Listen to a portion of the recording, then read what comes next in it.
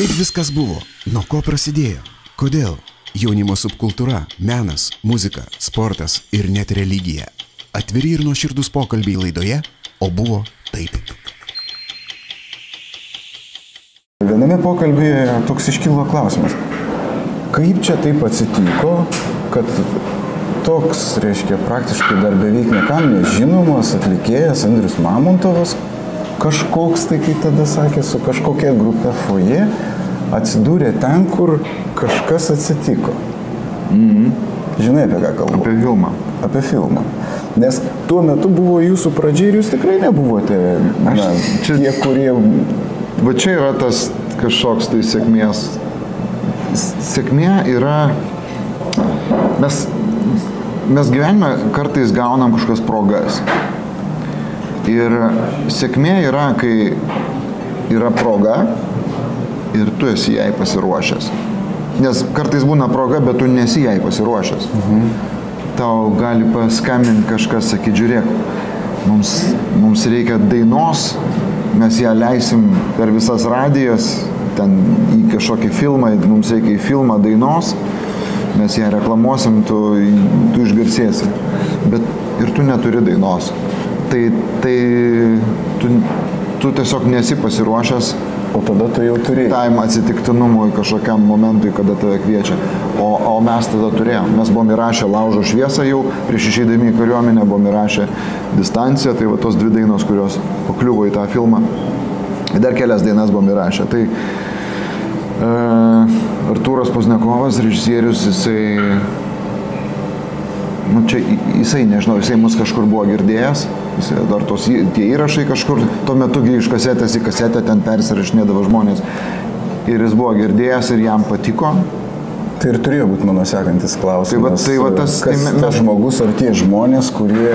Tai mes taip ir atsidūrėm. Tai čia, aišku, atvėrė tai. Jeigu jūs pas jį paklaus, tai jis ten papasakotų, ten buvo keiščiausia istorija, kaip mane traukė iš armijos, kad aš atvažiuočiau, čia ištraukė mane iš armijos. Aš būdamas kariuomeniai, aš gavau laišką iš mano klasiokė, mes pažįstame su ją nuo 4 metų, nuo vaikų darželio, režisierė Dalia Ibelhauptaitė. Jinai tuo metu ruošėsi įstoti į Maskvos teatro tą institutą. Jūs bendraklasiai buvote? Mes nuo darželio iš vis. Mes pažįstame nuo 4 metų amžiaus. Tai jinai tuo metu ruošėsi įstoti į Maskvos tą Gytis, teatralinio, teatro meno, tas buvo didžiausias jau Tarybų Sąjungoje, tas geriausias aktorinis, kaip mes sakydavo. Jinai norėjo stoti į režisūrą, jinai ten kažkaip neįstojo ir jinai atlikinėjo, kažkaip įsidarbino kino studijoje Lietuvos. Ir jinai tenai vieną dieną sužinojo, kad yra toks planuojamas kurti filmas, muzikinis, ir kad režisierius ieško grupės Foje ir sužinojo, kad grupė Foje yra kariuomeniai ir labai nuliūdo ir jinai man parašė šitą. Laišką man tokį parašė. Ir aš tada, aš jai atrašiau, sakau, tu man surask telefoną, aš paskambinsiu jiems pats. Ir kariuomenėje aš turėjau tuo metu paštininko pareigas, aš kiekvieną dieną iš karinio to dalinio eidavau į paštą ir tais laikais telefonas buvo vienoje vietoje pašte, šiaip iš mobiliako nebuvo. Tai iš kur paskambinti, tai buvo vienintelė vieta, iš kur galėjai paskambinti namo. Ir aš kasdieną eidamas į paštą, ten prisitaupydavau, ten tos 15 kapeikų reikėdavo mes, tarptautinis iš Kaliningrado srities, tarptautinis pokalbis. Mesdavai tą monetą. Aš dar buvau išmokęs, kad meti monetą, kažkaip tą ratuką sukteli ir monetą iškrenta ir tu gali kalbėti nemokamai. Tai aš paskambinau kino studijas, prisiskambinau asistentį į režisieriaus, sakau, žiūrėkit, aš esu toks ir toks. Aš ten tame dalinyje išsiklausinėjau, ko reikia, kad mane išleistų, pavyzdžiui, atostogų. Ir aš tada jam paskambinau, sakau, žiūrėkit, jeigu jūs atvažiuosit ir pasikalbėsit ten su tuo, ten pas tokį pulkininką reikia, į divizijos štabą atvažiuoti. Jisai turi vienintelis, kuris turi įgaliojimą man išrašyti, atostogas ir išleisti. Ir taip keiščiausia dalykas, kad taip ir įvyko, jie atvažiavo, nuėjo pas jį. Jeigu būtų žinojo, kokiam tikslui, būtų neišleidęs. Ne, žinojo, vis pilnai žinojo, taip. Bet tai paskui man Artūras Pozdniakovas, jisai pasako, kad lygiai grečiai jisai važiavo į Rygą. Ten buvo viso Pabaltijo, to garnizono, ten štabas, reiškia, to karinis, pagrindinis. Jis ten kažkokį generolą ten vežė, ten alkoholio, nežinau, ten butelius kažkokios, tai ten šnekėjo, girdė ir... Pati tvirčiausia tuo metu. Taip, tai mane, reiškia, jie iš tikrųjų įdėjo pastangų, kad mane išleido 2 savaitėm atostogų. O buvo taip. Kada pas tave padaryta iš kažkur tai be vidaus aprengta kažkokia tradicija ir kažkokio laikymas ir mes kažkur tai einam, kažką deginam, kažką darai, jeigu jame nėra tos vidinės energijos, tai tada visas šitas netikrumas grįžta atgal. Jis sukelia tokį nepasitenkinimą, tokį, jis neuždega kitų. Tada kiti būt privalo. Arba dar iš turi uždegti. Man didžiausias lietuviškumas yra rankom susikabinom. Čia visi apie tą rankas. Tai aišku, o ką aš daugiau gyvenime labiausiai patyręs esu. Tai čia šitas, kada tu jauti tą ranką vieno kito ir tenai kažkur tai prie Rokiškio ar kažkur ten važiuojant ir tas mašinas paliekat ir einant ten biškį atstumą, nes tų mašinų daug buvo, jo, kol daeini ir kur čia tas kelias, pasiklyda. Tai vis vien, ir galiausiai ten jau giesmės Lietuvai, tada žmonės apsirengia, taip, ten buvo kažkas. Ta dvasia, tas, aišku, visi kalba, bet jinai yra, tas branduolys čia. Ir tada, kada tu esi, čia ir buvo tas mūsų. Tai kas tikra galima pasimti iš bet kokios tradicijos, ar ne?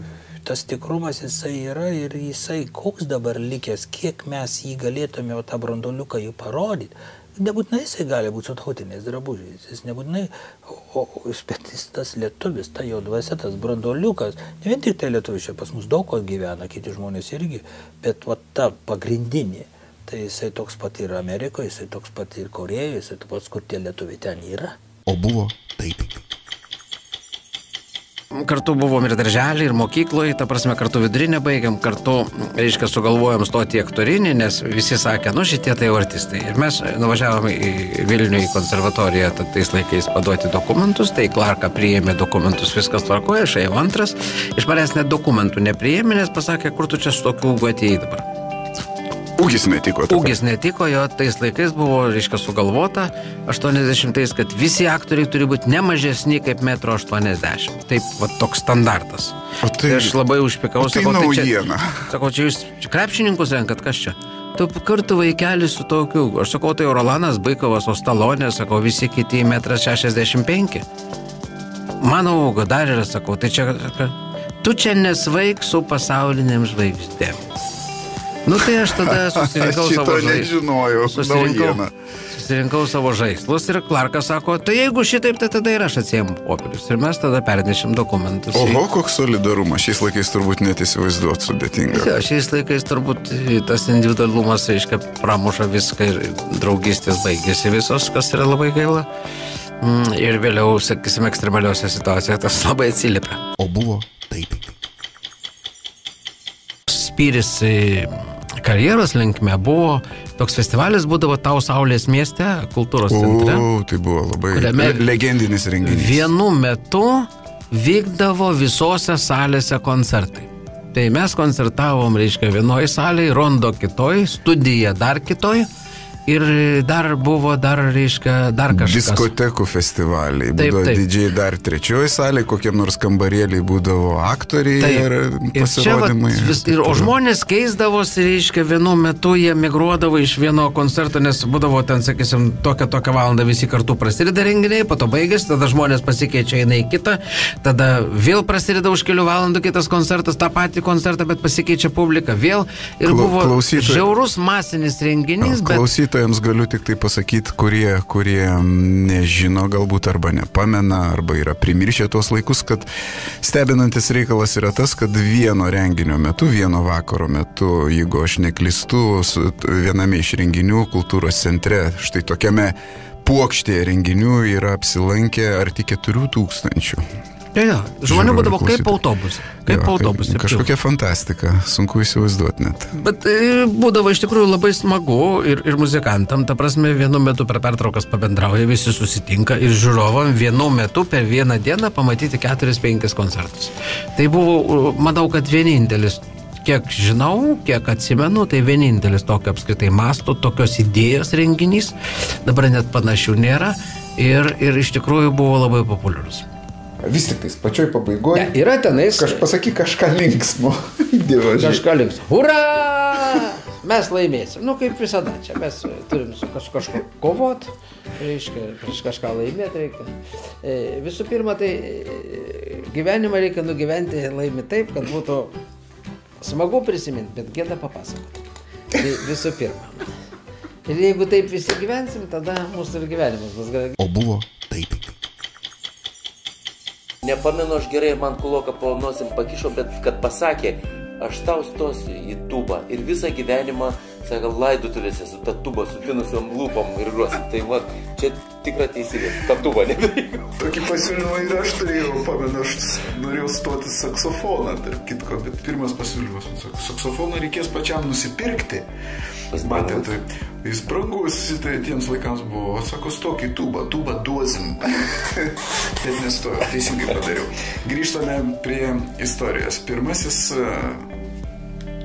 viešas atlikimas jau kaip solinio atlikėjo ar su grupe buvo kokia, kada ir tas startas sceninis. Sceninis startas didysis, tai turbūt, kur jūs mane įtaisėte į grupę Prologas, metai 1990-ieji greičiausiai, jo, kad ir turėjau aš ten, man tik netiko aš buvau pamiršęs, kad tave ten... Aš labai gerai pamenu, nes aš kada nuvažiavau, man paskambino tos grupės vadovas ir kada aš nuvažiavau kažkaip, iš kur čia, sakau, mane ištraukit iš tų Šiaulių, jie Kėdainiečiai. Sako, Dinius rekomendavo, aš tą labai gerai atsimenu. Tai piktas dėl to ar ne? Ne piktas, labai gerai. Aš šiaip turbūt prie muzikinio to mano gyvenimo tai labai daug, net gal pats net nepagalvojęs esi, kad prisidėjęs, kad Prologas tai Diniaus nuopelnas, po to reikėjo man mikrofoną nusipirkti, iš Diniaus pirkau, po to dar prisiminiau klavišinį Kavai pirkau. Iš Diniaus pirkau. Iš kur aš jį gavau? Aš nežinau. Nu, kažkur. Tai vat, jo. Tai 2000-ųjų vairo sugrįžimo tas didysis projektas, prodiuseris Dinius. Labai daug nuopelnų prie Lietuvų. Mes grįžkim prie Rolando. Tai Prologė ten nebuvai labai ilgą laiką. Man turbūt netiko labiausiai pas juos labai šokti reikėjo. Ten aš kada pradėjau, nesu aš šokėjas, man visiškai, aš įsivaizduoju, mano ne šokėjas figūra ir sudėjimas. O buvo taip. Tiesmukiškas klausimas, tai tu esi Lietuvos patriotas? Nemėgstu šito žodžio patriotas iš tikrųjų, nes šiandien dieną mes galbūt pavadinam save patriotu, bet vis tiek laikome savyje tokias įtemptas stygas ir žiūrim, kiekgi jos beskamba, reiškia, tos stygos, tarkim, jeigu taip vaizdžiai sakyti. Nes yra žmonių, yra, kad ir valdžios žmonių, kad ir valdžios sprendimų, kur tas stygas, tas skambėsi vis slopina, tiesiog slopina. Ir mes visi turbūt lietuviai gyvenam tokius keistą laikotarpį, su tokia nežinia, ar čia liksi, ar kas bus ateityje, visiškai neaišku. Labai vaizdžiai pasakė apie tas stygas, nes iš tikro toks jausmas, kad groja nekurie valdžios vyrai ir moteris, matyt patys to gal nesuvokdami, kad varo pro šalį ir gali galų galia tos stygos gali ir nutrūkti vieną dieną. Tas kantrybės stygos, sakysim, pavadinkim taip. O buvo taip. Tau nenusibosta va tokių iškasenų kalbinti. Aš taip galvoju, žinai, tikrai jau seniai nuėję nuo orbitos, nuo estrados ir vis tiek, žinai. Bet taigi, kam įdomus? Laida vadinasi jau buvo taip, patikėk, įdomu, nes... Tada sutarėm taip, kad reiškia, kada montuosi laidos prieš titrius, reiškia, kai mano veidą parodys, iškart pridėk kryželį, žinai, amžinatis. Kodėl? Nu taip, viskas jau, žinai. Ta prasme, visas etapas, kuris susijęs su didžėjavimu, su radiju, tu galvotum, kad tai yra praeitis. Dabar viskas, dabar viskas yra žiauriai supaprastinta, nors pavyzdžiui, jeigu vėlgi pasižiūrint į šios dienos aktualijas, tarp kitko, visi garsiausi muzikiniai žurnalai ir Billboard, ir Amerikonų, ir radio stotis, visi pripažino, kad įsimintiniausia dekada, palikusi giliausią įspaudą į muzikinės kultūros istoriją yra 80-metis. Nu, matai, o tu stebėsi, kodėl aš kalbinu Iškasą. Ne, nu tai gerai, tvarkoji, sako, kas Katinui pakels uodegą, jeigu ne jis pats. Tai aš, reiškia, pradėjau 80-ais, pirmą kartą užlipau prie didžėjaus pulto, ne pulto, prie magnetofono Elfa. Tais laikais mes grojom su Elfom, išimdavom reversinius varikliukus, kad greičiau suktųsi. Va, ir aš prisimenu netgi kokias 2 pirmas dainas paleido. Boomtown Rats, I Don't Like Mondays ir Split Enz One Step Ahead. Tai rimti kūriniai. Ja. Žiūrėk, Arnai, o pradėjai savo didžėjaus, visa ta pradžia prasidėjo. Tu, tarp kitko, lankiai buvo 2 metus mokslinėme metodinėme centre didžėjų rengimo kursai. Pas Edmundą Žalpį. Pas Edmundą Žalpį. 2 chebros ten rinkosi. Mes atrodo, su vienoje laidoje esame. Nu, mes negalėjom to nelaikyti, kadangi tais laikais, jeigu tu prisimeni, jeigu neturėjai to popierėlio, tu negalėjai daryti diskotekos, tu negalėjai dalyvauti atestacijoje, negavęs atestacijos, tu negalėjai imti auksinio rublio už bilietą. Festivaliai, kurie vykdavo tavo, reiškia, kultūros rūmose Makse, jie vykdavo tam, kad pirmas trejetukas galėdavo oficialiai imti po rublį už bilietą. Po rublį? Jo. Arba, pavyzdžiui, ten prisimeni buvo, galėdavai daryti muzikinius vakarus tik muziką, muzikinius vakarus mokamus ir aukščiausia kategorija muzikinis vakaras už rublį ir su mikrofonu. Nes antra kategorija, berods, negalima buvo kalbėti į mikrofoną. Nu, mūsų laikais... Kad neprikalbėtum ko nors. Žiūrėk, nekalbant apie tai, kad intelektualinio vamzdžio tie kursai nepraplėtė, bet kažkokios naudos jie davė. Bent jau, ta prasme, pažinčių, mes draugai nuo tų laikų. Mes anksčiau skaičiuoti kiek metų. Ne, mes anksčiau. Galbūt net anksčiau. Nes kadangi Makse arba Šiauliuose tas finalinis diskotekų festivalis jis vykdavo, mes paskui jau... Saulės miestas. Taip, mes paskui jau pas Žalpį nuėjome neva mokytis, o iš tikrųjų... Ne, Edmas Žalpys buvo tikrai toks žmogus, jis aš prisimenu, jis ir gindavo prieš komjaunuolius, nesgi niekas tų raportėlių iš mūsų nepildydavo, leidavo užsienietišką muziką. Supranti, paprasčiausiai... Ir dar tokia Boomtown Rats. Jo, Boomtown Rats, Depešus, reiškia. Na, praktiškai viskas, kas buvo draudžiama. O buvo taip. Dabar papasako, kodėl Lemon Joy. Oi, čia labai tokia sena istorija, nežinau. Aš pirmą kartą nusidažiau plaukus geltonai, tai kokių 18, gal 17. Tada buvo iššūkis. Jo, tada buvo iššūkis toks konkretus, nes kiek aš Vilniuje pamenu, vaikinų vyrų su tokiais plaukais buvo gal 2. Tai buvo Mamontovas ir Pečiūra. Atsuktuvas, pankų tėvas, linkėjimai. Va, ir jo, iš tikrųjų į mane pusę miesto žiūrėjo kreivai, bet man buvo linksma. Na, tokie laikai buvo. Tokia paauglystės maksimalizmas, noras išsiskirti. Tai jo, tai buvo. Tai va, tai ir kai mes pradėjom eksperimentuoti su tokiu tuo metu madingu stilium Britpop, kaip ten Oasis, Blur, ten Pulp, tokios grupės. Mes kažkaip pradėjom groti labai linksmą muziką, net ne muziką, sakyčiau, muzikytę. O kuo skiriasi muzikytė ir muzika tavo? Kažkaip mes tiesiog taip leidom laisvalaikį. Tai va, ir O kadangi aš visada toks su geltonais plaukais, tai... Bet daugam gali būti staigmena, besiklausant ir žinant muzikinę paletę, istoriją Lemon Joy, kad jūs pradėjot kaip Brit rockeriai. Taip.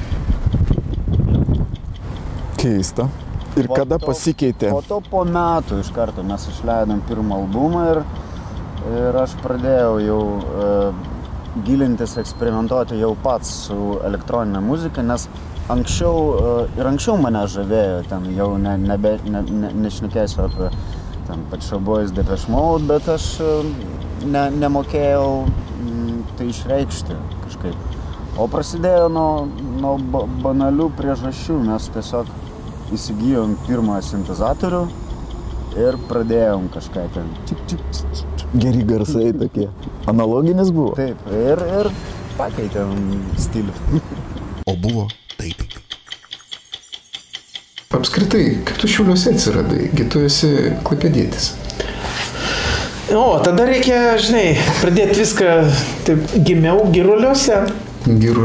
Vienok, tai yra prie Klaipėdos. Tai yra Melnragė, antra Melnragė ir po to eina Giruliai. Ir baigiau 10 vidurinę mokyklą, kuri buvo tokia, na, sakykime, tokia pakankamai prisisukusi tais laikais, nes praktiškai visi tuo metu besimokė veikėjai mokyklos buvo tokie, na, sakykime, nusisvaigę kultūrinio atžvilgių. Ta prasme, nekalbant apie tai, kad mokyklos bendramoksliai mano vyresni metais ir 2 metais, jie iš principo turėjo mieste diskoteką savo, pačiam miesto centre, tai buvo kultūrkės diskoteka vadinama. Tai ir realiai ir valdė ją ir diktavo muziką, o muzika buvo aukščiausio lygio tuo metu grojama, ko tikrai nebuvo Vilniuje. Čia 100% aš paskui aiškinau, po kiek laiko ir Kaune. Aš laukiu, kol tu prisuksi prie Šiaulių. Va. Ir po to aš pabėgau į Kauną pasimokyti. 5 metus atsimokiau Kaune. O tais laikais ir skaičiavimo technika, ir mašinistai, ir belė kokios specialybių. Specialistai buvo parduodami, grubiai tariant, į vergiją į tam tikrus miestus. Jeigu nebent tave norėdavo kažkoks mokslinis institutas iš karto. Privalėjai atidirbti. Jo, ne tai, kad privalėjai atidirbti, bet tokia tvarka. Nu, tokia tvarka buvo. Ir aš gavau paskirimą į Šiaulių nukloną. Galima buvo važiuoti į Utenos alaus fabriką. Ar nesigaili? Nesigailiu, žinok, iš tikrųjų tikrai nesigailiu, nes aš nežinau, aš negirdėjau, kad kas nors būtų gan gerą karjerą padarę. Ta prasme, aš išvažiavau į Šiaulius, bet nuklonę pradirbau 2-3 mėnesius. Ir man iš karto pasiūlė tuo metiniam komjaunimo komitete, keitėsi kažkaip kultūros renginių organizatorius, toks organizaciniam komitete. O kadangi jie ten turėjo iš kažkur duomenų iš KPI, kadangi aš KTU dabartinį baigiau, turėjo duomenų, kad aš ten labai aktyvus buvau, nes iš tikrųjų mes buvom žiauriai aktyvus tie studentai, ten ir KPI festivalį darėm, ir daug tokių visokių, ir agitmeninės brigados mūsų buvo stipriausios realiai, važinėdom su tuo pačiu Orlausku pastoviai į užsienius ir ne tik užsienius. Tai, žodžiu, tai gavosi taip, kad aš nusėdau su šeima Šiauliuose ir ilgam. O buvo taip. Fara įsteigė bosinės mokyklos mokyklėlę. Tie, kurie norite išmokti grot gerai bosų, kreipkitės štai į Farą. Ir pas jį natūralu atėjo mokinių. Fara, kadangi pamoka yra mokama, o kiekvienas procesas turi savo kainą, mokiniai sumokėjo po 10 eurų, jis parodė, štai čia yra do, štai čia yra re, o štai čia kitus akordus. Parodysiu kitą pamoką. Ir vienas mokinys nebeateina. Fara jį sutinka netyčia gatvėje ir klausia, sako, tai ko tu nebeateini mokytis bosinė gitara grot, o mokinys ir atsako, aš dabar neturiu laiko, rašau dainas Eurovizijai. Na čia žinoma, visi supratote, kad Laimės juokauja. Jo, bet jeigu rimtai kalbant, ar turėjai tokių pedagoginių patirčių? Čia visiškai rimtai klausiu. Vieną kartą aš bandžiau tą dalyką padaryti, ten dar irgi senokai buvo, toj vietoj, kur aš tada gyvenau, reiškia... Tai buvo ta mokyklėlė? Ne, atėjo aktyvių mamų kaiminių atstovė ir sako, Aleksandrai, nu vis dėlto, sako, tu va taip, va, tu groji. Ar galėtum nors kartą per 2 savaitės, vadinasi, mūsų vaikams parodyti kažką tai. Nu, va čia pas mus bute visi susirinksim, ateis ten vaikų gal 6, gal 7, jau tokie, kurie jau gali. Nu, aš kaip geras kaimynas, aš sakau, tai žinoma, sakau, galėsim susirinkti. Apie jokius pinigus ten žinoma kalbos nebuvo. Ir pradėjom nuo to, kad aš pradėjau rodyti, kaip reikia derinti gitarą. Paskui pradėjau aš, o niekas iš viso nebuvo, paskui pradėjau aš rodyti, kaip su pirštu reikia spausti tą stygą, kur čia reikia spausti. Ir mano kantrybė išseko. O buvo taip. Aš skeptiškai žiūriu ne kiek į tuos atlikėjus, kurie dainuoja angliškai. Aš žiūriu skeptiškai į tuos, kurie klauso lietuvių atlikėjus dainuojančius angliškai. Netgi šitai. O kam klausyti angliškai, jeigu tu gali pasiklausyti lietuviškai? Ne, iš esmės... Palauk, aš klausau daug muzikos. Tu klausaisi lietuvius, kurie dainuoja angliškai? Ne. Tai aš apie tai ir kalbu. Aš kalbu ne apie tuos, kurie klauso angliškai, kurie klauso lietuvius dainuojančius angliškai. Nes, aš pavyzdžiui, lietuviškos muzikos... Čia toks iš kitos pusės prieimas, labai aš dėl to ir suklusau, nes dauguma prelegentų, laidos, o buvo taip, visada kalba šiek tiek kitaip. Labai originalu. Ne, požiūris yra toks, kad pirmiausia, atlikėjo čia yra problema. Nes, kaip ta sena liaudės patarlė, nepabuvęs artojėlių, tai jeigu tu dar nieko nepadarėjai savo rinkai, tai tikėtis, kad būsi įdomus anai rinkai yra šiek tiek... Aš nemanau, kad tie, kas dainuoja angliškai, aš nemanau, kad jie mėgina įtaikyti į aną rinką. Aš manau, kad jie taiko į mūsų rinką. Bet pasąmoniai ne, aš nežinau. Aš taip galvoju, kad kiekvienas mes jaučiam tas ribas, nes matom pasaulinės tendencijas ir kad mums, nors vienam patekti į pasaulinius hitus, yra sudėtinga ne dėl to, kad blogi atlikėjai, ne dėl to, kad bloga muzika, bet dėl to, kad marketingas visai kitos galimybės visai kitos. Nes gal čia ir teisingai pasakė, aš pats kartais tai pagalvoju irgi, nes yra tų atlikėjų ir lietuvių atlikėjų yra angliškų tų dainų. Taip, visai yra gerų šlagerių, bet pasaulinio lygio, bet... Užsiimtų jais rimti prodiuseriai, tikrai išpompuotų, bet tai, kaip sakant, turi užsiimti. Tas posakis užsiimtų prodiuseriai natūraliai padiktuoja kitą klausimą. Taip. O buvo taip. Kokį nors popsą su kokiais nors vestuvininkais pagrotum? Ne. Aš tai kalbu apie tą haltūrą. Ne. Bet kai kurios grupės tokios eina tuo keliu ir gan sėkmingai visai renka. Pavyzdžiui, kaip Rondo. Jau čia užvarė. Grynas popsas. Dabar, ką Rondo daro, tai čia nebe Rondo jo. Tai čia tavo tokia griežta nuomonė? Žiauru, man žiauru, žinau. Jau čia užvariai, Farą liks nepatenkintas, nepyk Farą. Nepyk Farą. Ne, yra, aš kaip prisimenu Rondo, tai buvo, kažkokio Rondo buvo. O dabar, jeigu jie groja visą vestuvinį repertuarą, tai čia jau nebe Rondo. Iškirpsite. Ne, žiūrėk. Iškirpsite. Gerai, pažiūrėsim. Tu pats tą žinai. Su tom žirklėm. Jo, tai iš tikrųjų yra sunki tema, nes ne taip paprasta būti rinkoje, paklausiam, žinai, ir turėti savo veidą. Aš tą pagal save žinau ir tu žinai. Žinau, aš viską, žinai, kaip tu sakai, jeigu tu paliktum populiarus dabar, tu padainuok ten su tais dainą ir paliksi populiarus. Aš abejoju, ar tai būtų dar. O jeigu? Sakyčiau. Kartais pagalvoju, kažkokiai tai masiai, jis dainuoja. Tai būtų įdomu, net man būtų įdomu, pavyzdžiui, pasiklausyti. Kestutis Jablonskis ir grupė 6-9. Ne, ten su 6-9 būtų įdomu. Matai, bet čia galima daryti kažką tai su jom. Bet jeigu su manim darys kas nors, pavyzdžiui, nenori ką nors sakyti, bet ir aš turėsiu, žinai, daryti, pavyzdžiui, tam, žinai, kai buvo jaunas bernelys, žvengiau kaip beržingalys. Nu, atrodys beprotis, jie blodas iš protašiai. Klausyk, bet kiti gali pasakyti, kad taip pat tai beprotis. Koks čia skirtumas?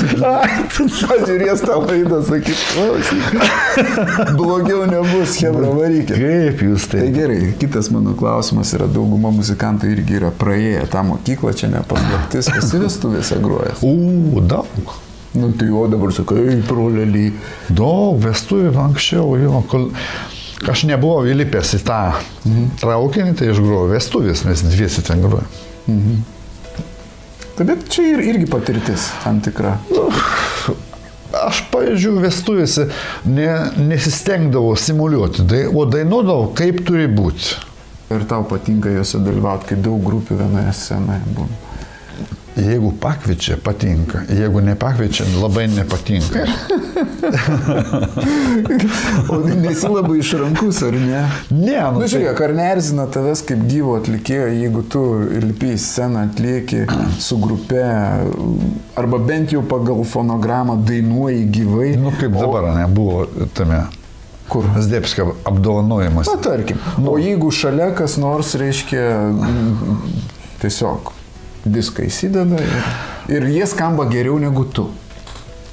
Bet aš galiu pasakyti, kad skamba būtent blogiau jie. Saliai taip, bet pavyzdžiui, parodys per televizorių. Nu, per televizorių, aš nežinau, jeigu gerai, tu sudainuoji, nežinau, man ten skambėjo labai gerai. Tvarkoji? Gyvai dainavo. Bet aš ant jų nepykstu. Ant ko? Ant tų atlikėjų, kurie ten pasileidžia pilną tą fonogramą, žinai, nes jiem leidžia. Kas organizuoja, jiem leidžia tą daryti. Ta prasme tavęs neerzino, jokio diskomforto, tu nejauti tame ir ne. Nu tai jeigu jie kitaip negali. Žodžiu, festivaliai yra blogi tie, kurios tave nepakviečia, o visi kiti yra geri. Čia klausyk, gera mintis, aš ją irgi užsirašysiu. Man labai patinka. Visi festivaliai geri, kur mus pakviečia. Jeigu nepakviečia, tai šūdas.